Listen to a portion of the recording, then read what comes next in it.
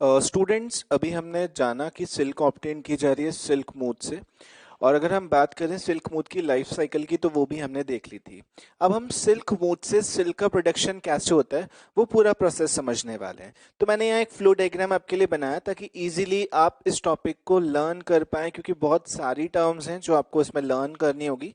लेकिन ये flow diagram आपको हेल्प करेगा उन सारी टर्म्स को लर्न करने में और उस पूरे प्रोसेस को समझने में बहुत ईजियर वे में।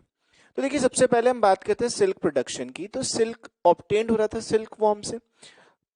तो सिल्क वॉर्म सबसे पहले क्या करेगी, सिल्क मूथ है हमारी जो कि एग लाइंग ए एग, तो एग को वो क्या कर रही है, रिलीज कर रही है।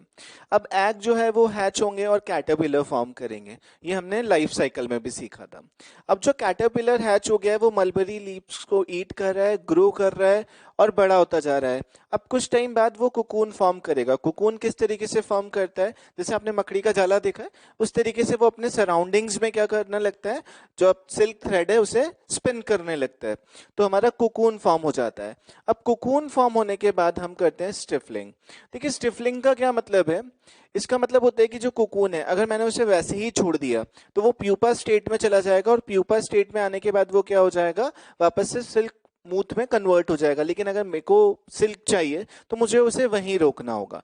तो मैं क्या करता हूँ, स्टिफलिंग कर देता हूँ। मीन्स जो कुकून है उसे मैं क्या कर देता हूँ, बॉइल वाटर में डाल देता हूँ। सॉक करके बॉइल वाटर में रख दिया जाता है। अब उसके कुछ टाइम बाद जब हमने उसे सॉक करके रख दिया बॉइल वाटर में या हॉट वाटर में, तो हमें क्या मिलने लग जाएगा, थ्रेड मिलने लग जाएगा।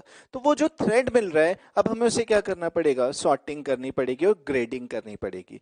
तो सॉर्टिंग और ग्रेडिंग हम टू बेसिस पे कर रहे हैं।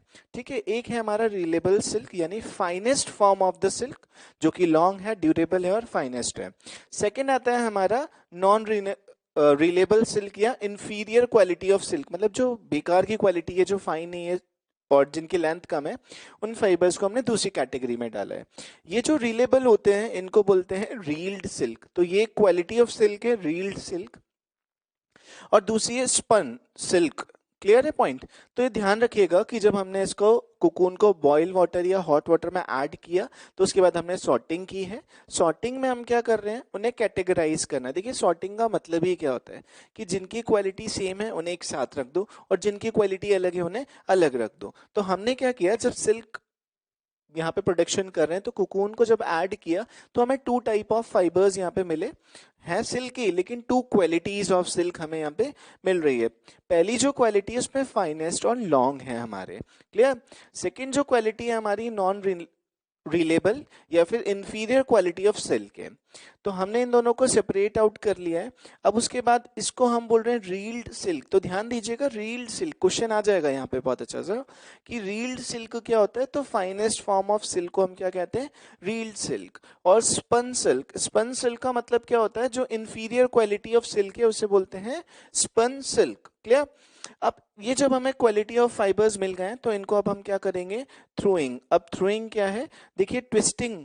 जब हमारे जो फाइबर मिल गए हैं तो उन्हें हमें और स्ट्रांग बनाना है, तो हमें उसे ट्विस्ट करना है और हमें उसे क्या करना होगा, यार्न फॉर्म करना होगा। तो जो ट्विस्टिंग है उसे हम कहते हैं यहाँ पे थ्रोइंग। क्लियर। वैसे जनरल टर्म हम स्पिनिंग यूज करके यार्न फॉर्म कर लेते हैं, बट एक स्पेशल टर्म यहाँ पे यूज की जा रही है। अब जो हमारा स्ट्रॉन्गेस्ट फाइबर आ गया है उसको हम क्या कर लेंगे, डाइंग करेंगे। जो भी कलर हमें करना है उसे हम क्या कर लेंगे, डाई। और डाई करने के लिए क्या करेंगे, पहले ब्लीचिंग रिएजेंट यूज करके उसका ओरिजिनल कलर जो था उसको सेपरेट डीकलराइज करेंगे।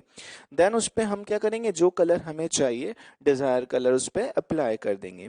देन हम उसके बाद क्या करेंगे, उसे वीविंग प्रोसेस के लिए मशीन्स में भेज देंगे। एक बार फिर से समझते हैं, क्योंकि ये प्रोसेस पूरी बहुत सारी थ्योरी जो थी उसको मैंने यहाँ पे क्लब कर दिया है एक फ्लो डायग्राम में।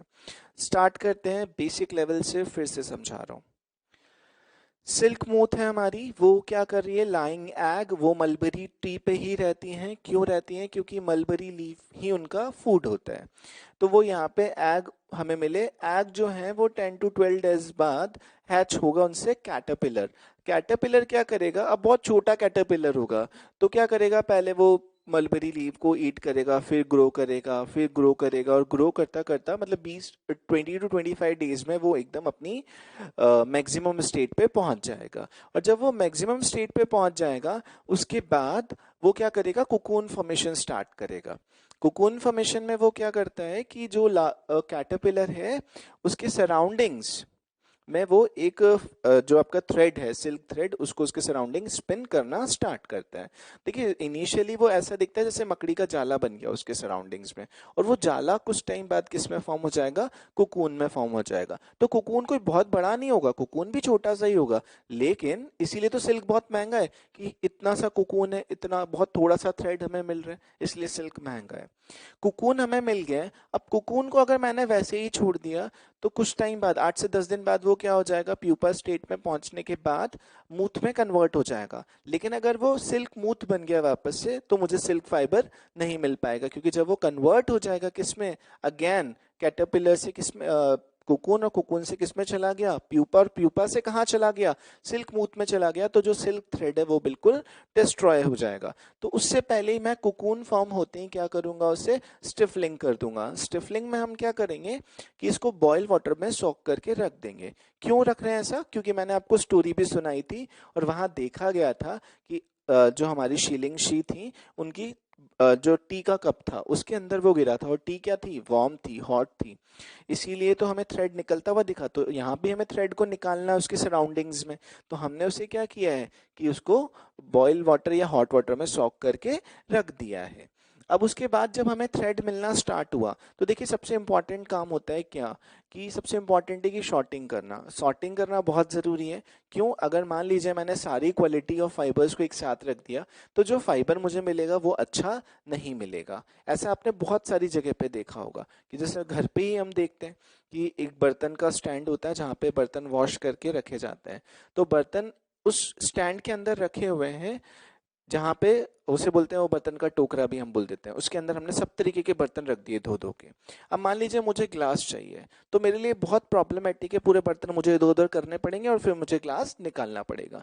तो उससे पहले ही मम्मी क्या कर लेती हैं, मम्मी उन्हें सॉर्टिंग कर देती हैं। किस तरीके से, ग्लास को ग्लास वाले ड्रॉर में अरेंज कर देती हैं, और जो बॉल्स हैं उन्हें बॉल्स वाली में कर देती हैं, प्लेट्स को प्लेट्स, स्पून को स्पून वाले कंटेनर में रख देती हैं। तो हम क्या देख रहे हैं, सॉर्टिंग बहुत ज़रूरी है। तो यहाँ भी हम जो फाइबर मिला है स्टिफलिंग के थ्रू, उस फाइबर को हमने सॉर्टिंग कर दी है। और sorting on the basis of, किस बेसिस पे किया है, रिलेबल और नॉन रिलेबल। रिलेबल का मीन्स यहाँ पे क्या है, जो फाइनेस्ट क्वालिटी ऑफ सिल्क होगी उसे हम अलग सेपरेट कर लेंगे। अब पता कैसे चलेगा भाई, जो वर्क करते हैं उन्हें पता होता है, ऐसा बोला जाता है ना, हीरे की परख जौहरी को होती है। तो जो सेरिकल्चर में वर्क कर रहे होते हैं उन्हें पता होता है कि कौन सी क्वालिटी है, फाइनेस्ट क्वालिटी है या रफ क्वालिटी है। तो फाइनेस्ट क्वालिटी जो होती है उसको हम बोल रहे हैं रिलेबल सिल्क, और उसका नाम होता है रील्ड सिल्क। और जो इंफीरियर क्वालिटी ऑफ सिल्क होती है, मीन्स जो लेंथ में छोटी है या उतनी फाइन नहीं है जितनी होनी चाहिए, तो उन्हें हम क्या कर देते हैं, स्पन सिल्क के नाम से बोलते हैं। अब दो अलग अलग टाइप का ऑफ सिल्क बन गया है। देखिए हमारे पास हर टाइप का सिल्क होता है, एक महंगा सिल्क होता है, एक सस्ता सिल्क भी होता है। तो सस्ता सिल्क स्पन सिल्क होता है, महंगा सिल्क जो होता है वो रील्ड सिल्क होता है। क्यों, क्योंकि ये फाइन होता है, स्मूथ होता है, शाइन जो होती है वो बहुत ज़्यादा होती है, और स्मूथनेस भी बहुत अच्छी होती है। अब जब हमें फाइबर मिल गए हैं, तो फाइबर को हमें फर्दर प्रोसेस करना है। तो फाइबर से फर्दर प्रोसेस क्या होता है हमारा, स्पिनिंग हम करते हैं। स्पिनिंग में हम क्या करते हैं, फाइबर्स को हम ट्विस्ट कर देते हैं। तो यहाँ पे जो ट्विस्टिंग है उसके लिए एक स्पेशल नाम दिया गया है, थ्रोइंग। थ्रोइंग मतलब क्या है, the process of twisting the silk fibres. अब हमें क्या मिल गया है, यान फॉर्म हो गया हमारा। यान के बाद हमें क्या करना होगा, उस पर डाई। क्योंकि देखिए सिल्क, मान लीजिए मुझे मम्मी गई तो मम्मी को सिल्क में पिंक कलर की साड़ी चाहिए। तो भाई सिल्क का तो अपना अपना कलर था, सिल्क मूथ्स ने जो बनाया, तो एग्जैक्टली क्या करना होगा, जो उसका प्रीवियस कलर उसे डीकलराइज करना होगा, और उस पर डिफरेंट डिफरेंट कलर्स, जो डिजायर कलर्स हैं उन्हें उस पर अप्लाई करना होगा। और एट द एंड हम जो फाइबर्स हमें फॉर्म हो गया है, उस फाइबर को हम कहाँ सेंड कर देंगे, फॉर द वीविंग प्रोसेस, और वीविंग इंडस्ट्रीज में वो जाके प्रिपेयर हो जाएगा। देखिए नीटिंग से इसको नहीं कर सकते हैं, नीटिंग से हम वूल को कर सकते थे, और यहाँ इसको हम किससे कर सकते हैं, वीविंग से कर सकते हैं। और वीविंग के बाद हमारा कौन बन जाएगा, सिल्क फैब्रिक प्रिपेयर हो जाएगा, और फिर आप जो चाहें सिल्क की ड्रेसेस फॉर्म कर सकते हैं। तो देखिए हमारा चैप्टर यहाँ खत्म हो गया है। सिल्क हमने पढ़ लिया था कि फाइबर्स क्या है, फाइबर का क्लासिफिकेशन, फिर वूल, वूल का प्रोसेस हमने पढ़ लिया, किस तरीके से वूल ऑब्टेन किया जाता है। फिर हम सिल्क पे गए, सिल्क में हमने सिल्क की बात की, सेरिकल्चर को जाना, और उसके बाद हमने पढ़ा life cycle of silkworm. Then हम आ गए हैं सिल्क प्रोडक्शन पे, और हमने अब सिल्क का प्रोडक्शन भी कर लिया है। और अब सिल्क के यूजेस की बात करें एट द एंड, तो सिल्क के यूजेस आप सबको पता है, ड्रेसेस बनाने में आप यूज कर सकते हैं, कर्टन्स वगैरह अगर आपको डिजाइनर कर्टन्स बनाने हैं तो आप यूज कर सकते हैं, टाई बनाने में आप इसका यूज कर सकते हैं। क्लियर?